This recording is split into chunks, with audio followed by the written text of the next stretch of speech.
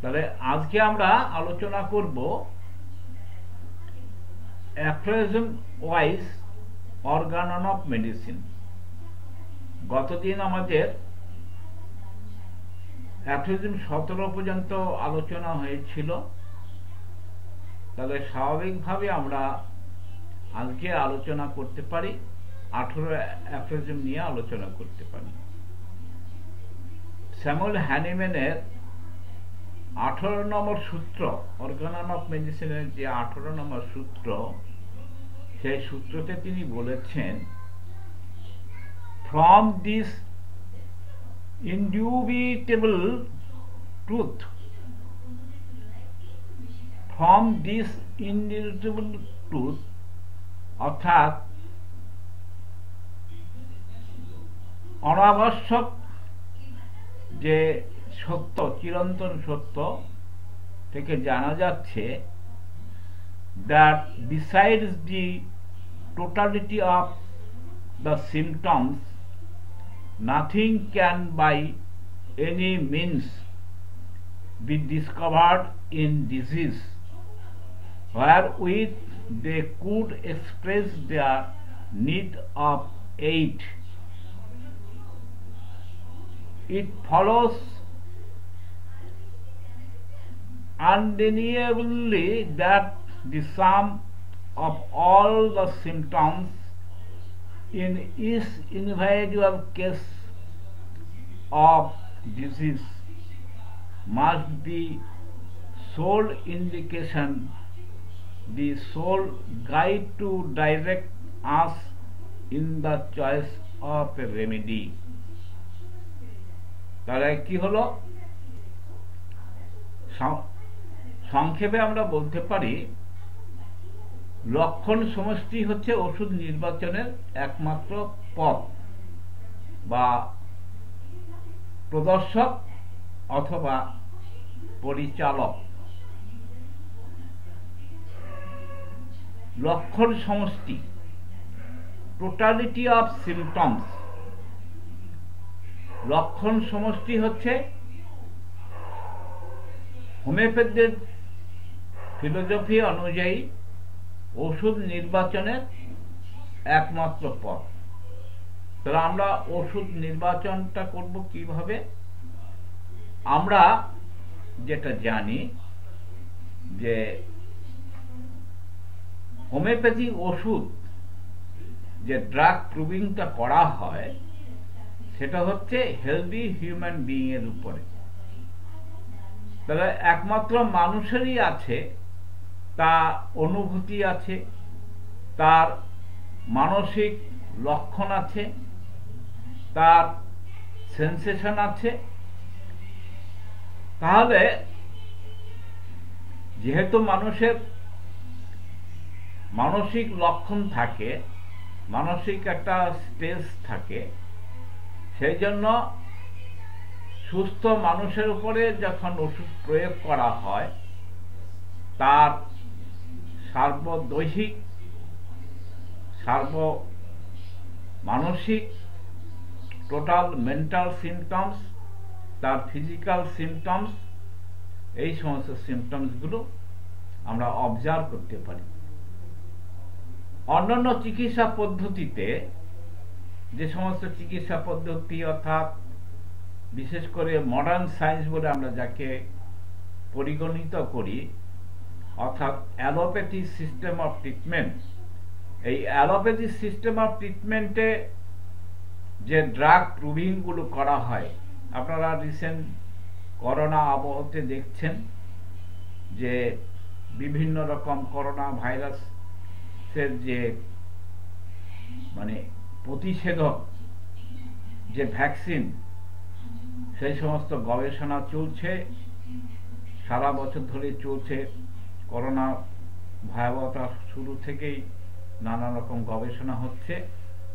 তাই সেখানে যে গবেষণা থেকে আপনারা সংবাদপত্র, টেলিভিশন, বিভিন্ন প্রিন্ট মিডিয়া কিংবা ইলেকট্রনিক্স মিডিয়ার মধ্যে আপনারা দেখতে পাচ্ছেন যে তারা যে প্রুভিংগুলো করে বা করছে সেটা হচ্ছে ইতর প্রাণীর উপরে।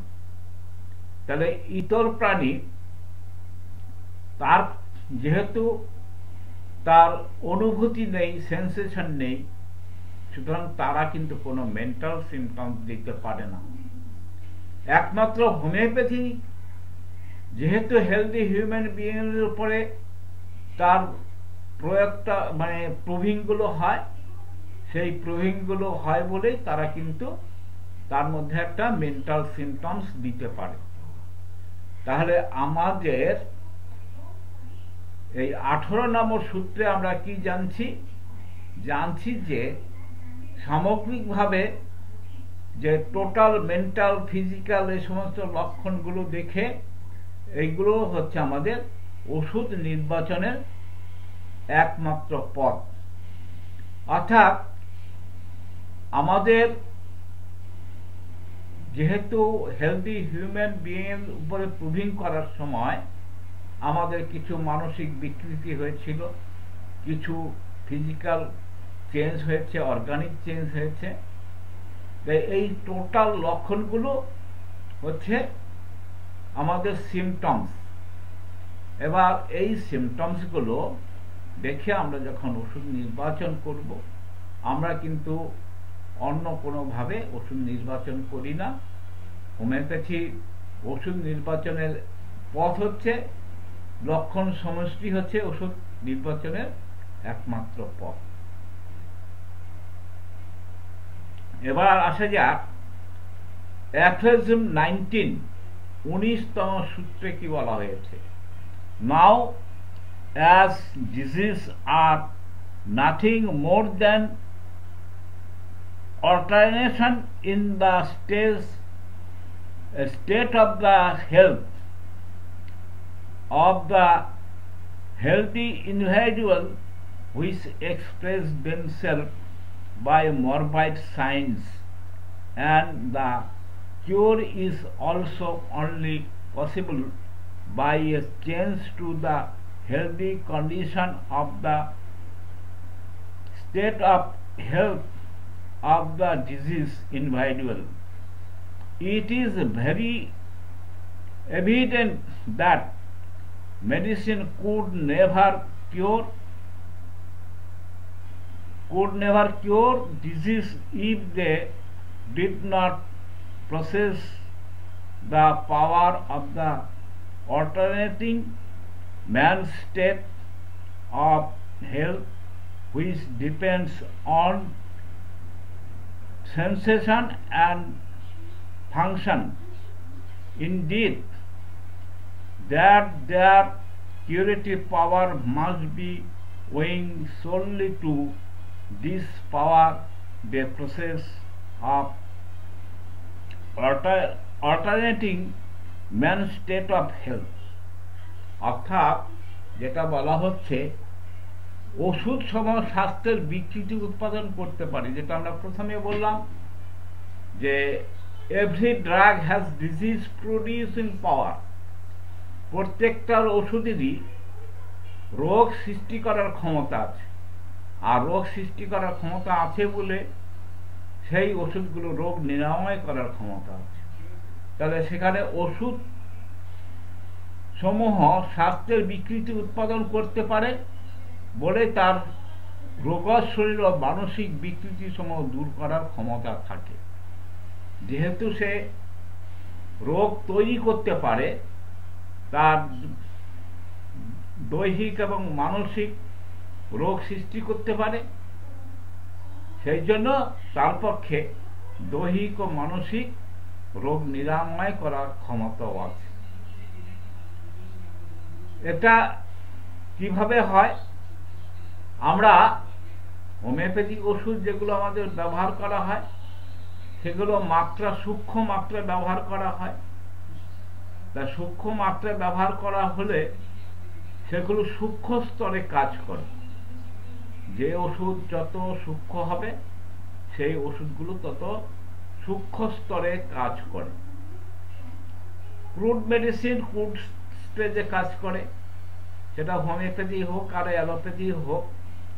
যেমন হোমিওপ্যাথি ক্রুড মেডিসিন কোনগুলো? যেগুলো লোয়ার ডাইলুশনের মেডিসিন, লো পোটেন্সি যে মেডিসিনগুলো, সেগুলো হচ্ছে ক্রুড মেডিসিন। যেমন mother tincture, 1x 2x 3x, এগুলো ক্রুড মেডিসিন। এই ক্রুড মেডিসিনগুলো স্থূল স্তরে কাজ করে। আর অ্যালোপ্যাথিক মেডিসিনগুলো কি, আয়ুর্বেদিক মেডিসিনগুলো কি? আয়ুর্বেদিক অ্যালোপ্যাথিক মেডিসিনগুলো হচ্ছে ক্রুড মেডিসিন। এই ক্রুড মেডিসিনগুলো সূক্ষ্ম স্তরে কাজ করতে পারে না, তারা স্থূল স্তরে কাজ করে, অর্থাৎ তারা অর্গানিক চেঞ্জ আনতে পারে। আর আমাদের ওষুধগুলো কি হয়? পোটেন্টাইজ মেডিসিন ব্যবহার করা হয়, অর্থাৎ সূক্ষ্ম থেকে সূক্ষ্মতর স্তরে। এই সূক্ষ্ম থেকে সূক্ষ্ম স্তরে ওষুধ তৈরি হয় বলেই এটা সূক্ষ্ম স্তরে অর্থাৎ মানসিক স্তর পর্যন্ত তার কাজ করতে পারে। ড্রাগ প্রুভিং যখন করা হয় তখন কিন্তু আপনাদের এর আগেও বলেছি যে ড্রাগ প্রুভিং যখন হয় মাদার টিনচার থেকে আরম্ভ করে পোটেন্টাইজ মেডিসিন ব্যবহার করা হয়, বিভিন্ন ডোজে বিভিন্ন রকমভাবে ব্যবহার করা হয়, অর্থাৎ বিভিন্ন পোটেন্সিতে তার বিভিন্ন রকম সিমটমস অ্যারাইজ করে, বিভিন্ন সিমটমস অ্যারাইজ করে। তাহলে যখন আমরা মেডিসিনগুলো ডাইলুট করে দিচ্ছি তখন কিন্তু সেই মেডিসিনগুলো সূক্ষ্ম স্তরে কাজ করে। আপনারা নিজের অভিজ্ঞতা থেকে বুঝতে পারেন, আমরা সবাই লবণ খাই, লবণ খায় না এমন লোক খুব কমই আছে। ওষুধ যাদের ডাক্তারের নিষেধ আছে তাদের ব্যাপার আলাদা, কম বেশি আমরা সবাই লবণ খাই। কিন্তু সেই লবণ খাওয়ার ফলে আমাদের কিন্তু সেই রোগটা সারে না। অর্থাৎ আমরা যে রুগীকে নেটামিউর দিয়ে থাকি তাকে কিন্তু আমরা কখনই বলি না যে তুমি বেশি বেশি করে লবণ খাও, তোমার রোগ সেরে যাবে। তাহলে আমরা যাকে নেটামিউর, লবণ থেকে এই কমন সল্ট থেকে যে ওষুধটা তৈরি হয় তার নাম হচ্ছে নেটামিউর। এই নেটামিউর খুব গভীরকীয় ওষুধ, খুব সূক্ষ্ম স্তরে কাজ করে। এই সূক্ষ্ম স্তরে কাজ করে কখন?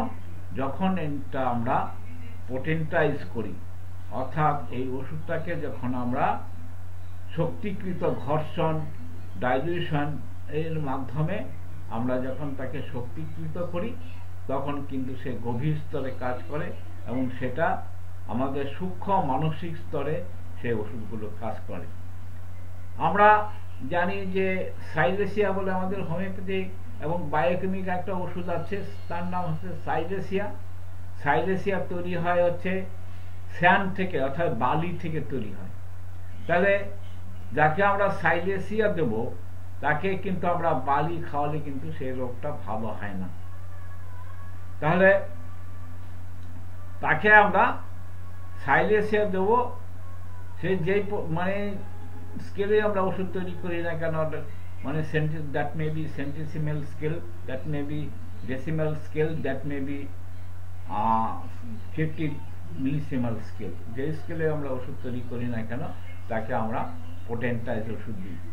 তাহলে ওষুধগুলো সূক্ষ্ম স্তরে কাজ করে।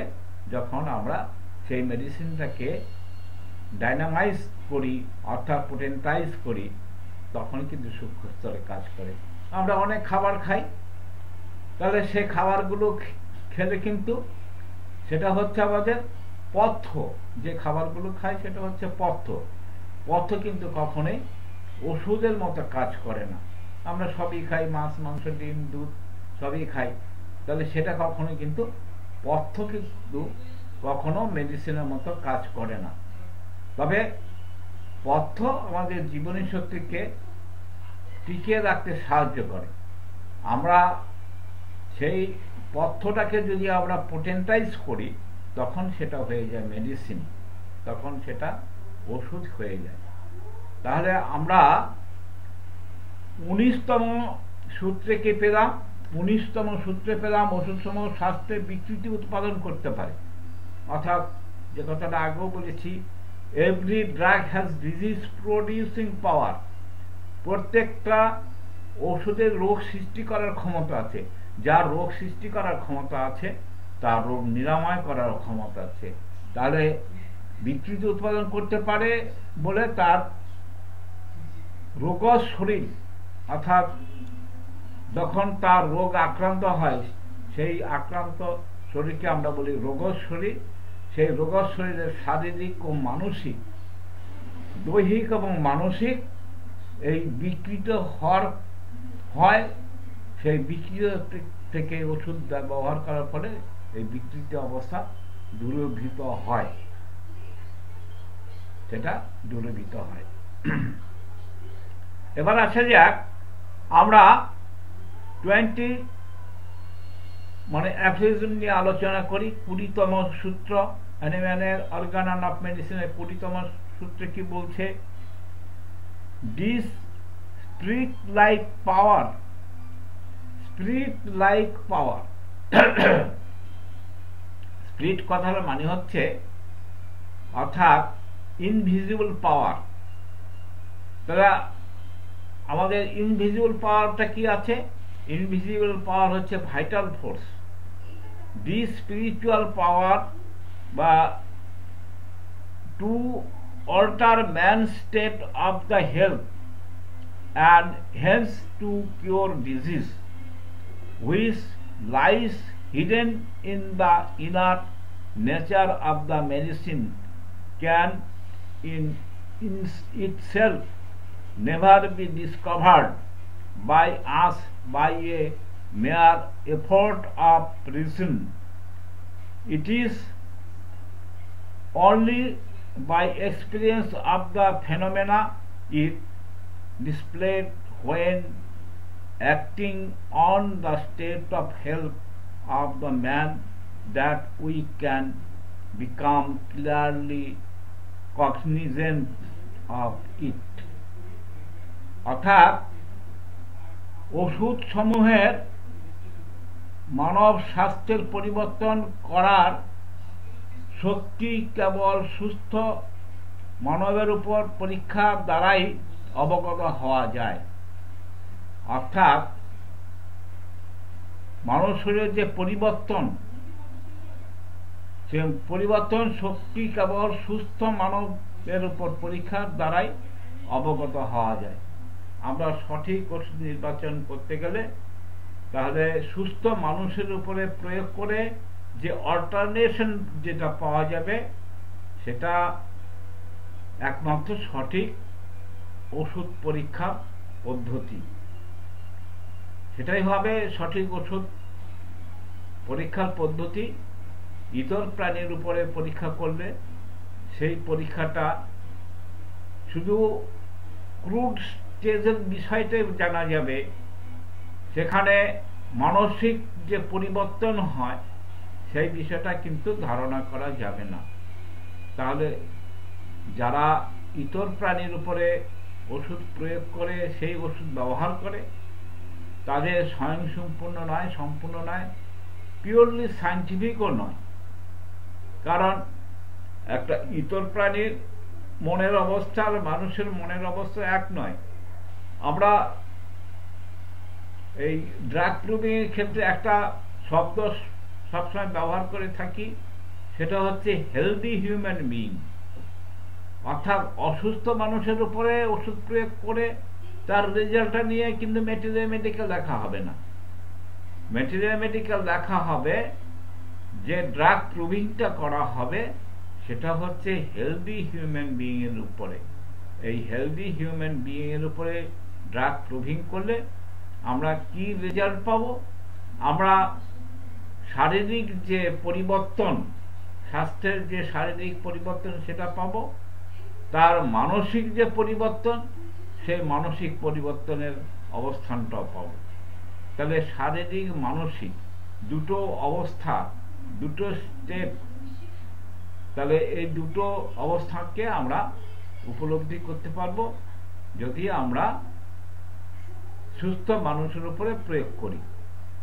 আর যে লক্ষণগুলো পাওয়া গেল, সেই লক্ষণগুলো যেহেতু তার রোগ সৃষ্টি, আমরা প্রথমে বলেছিলাম every drug has disease producing power, প্রত্যেকটা ওষুধ রোগ সৃষ্টি করার ক্ষমতা আছে। তাহলে হেলদি হিউম্যান বিইং এর উপরে যখন আমরা ওষুধ প্রয়োগ করি, তখন যে অল্টারনেশন যেটা দেখা যায়, যে পরিবর্তনটা দেখা যায়, সেই পরিবর্তনের উপরে বেস করে যদি আমরা সেরকম কোনো লক্ষণযুক্ত রোগীর ক্ষেত্রে ওটা প্রয়োগ করে আমরা যদি একটা আর্টিফিশিয়াল ডিজিজ তৈরি করি, সিমিলার ডিজিজ, এবং that must be stronger than the artificial disease, তখনই একমাত্র তার রোগটা সম্পূর্ণভাবে দূরীভূত হয়ে সে স্বাস্থ্যের পুনরুদ্ধার হবে বা তার স্বাস্থ্যের আবার সে পুনরায় স্বাস্থ্য ফিরে পাবে। এই হচ্ছে আমাদের হোমিওপ্যাথি পদ্ধতি, হোমিওপ্যাথি সায়েন্স, হোমিওপ্যাথি ফিলোসফি এবং অর্গানন অফ মেডিসিনের মূল সূত্র। তাহলে আজকে আমরা আলোচনা করলাম হ্যানিম্যানের অর্গানন অফ মেডিসিনের 18তম সূত্র, 19তম সূত্র আর 20তম সূত্র। আমরা পরবর্তী পর্যায়ে বাকি অ্যাফেরিজম নিয়ে আলোচনা করব। আজকে আমাদের এই 3টে সূত্র নিয়ে আলোচনা করলাম, এবং যদি কারো কোনো বুঝতে অসুবিধা হয় প্রশ্ন করতে পারেন।